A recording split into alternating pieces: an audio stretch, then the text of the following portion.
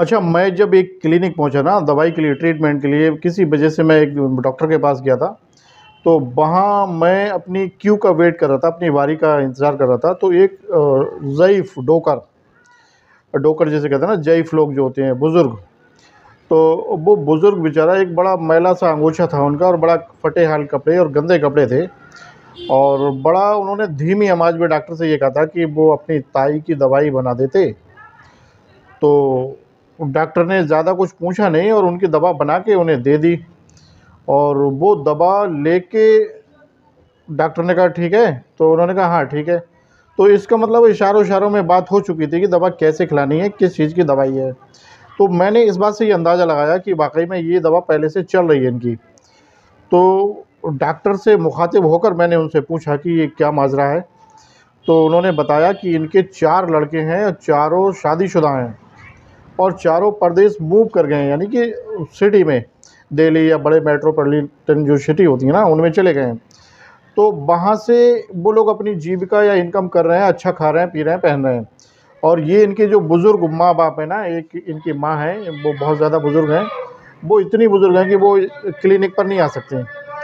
तो ये उनकी दवा लेने आए हैं। अब इनके पास पैसे होते हैं, नहीं होते हैं, ये सिर्फ़ आपसी हमारा मसला है। उन्होंने खुलकर मुझे बताई थी ये सारी बातें।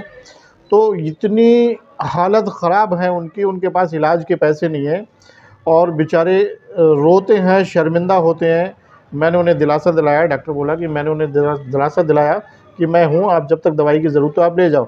तो एक नेक इंसान के नाते डॉक्टर तो उन्हें ट्रीट कर रहा है, लेकिन क्या औलाद इसी दिन के लिए माँगती है? आप मुझे बताइए। आप बताइए, क्या औलाद इसी दिन के लिए माँगी जाती है? पालते हैं हम लोग। 4 लड़के, चारों मैरिड हैं, चारों वेल सेटल्ड हैं, दिल्ली में काम कर रहे हैं।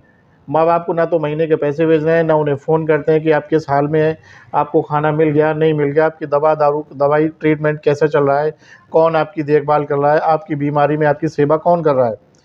एक बार जब उनकी हालत ज़्यादा ख़राब हो गई थी, डॉक्टर ने ही मुझे बताया कि एक बार इनकी जब ज़्यादा हालत ख़राब हो गई थी ना, तो सभी जगह फ़ोन कर दिए थे रिलेटिव के लिए। अच्छा, रिलेटिव लोग जब इकट्ठे हुए तो उनके लड़के भी आए, बहुएँ भी आईं, लड़कियाँ भी आईं, उनके नाती-पोते भी आए। तो वहाँ ये ठीक होने का इंतज़ार ना करके बल्कि इस बात का इंतज़ार ज़्यादा हो रहा था कि ये कब ख़त्म हो और हम अपने-अपने काम पे निकलें। और कुछ मैंने ये भी सुना कि वो लड़के आपस में ये कह रहे थे, ये वाला मकान मेरा रहेगा, ये वाला मकान मेरा रहेगा।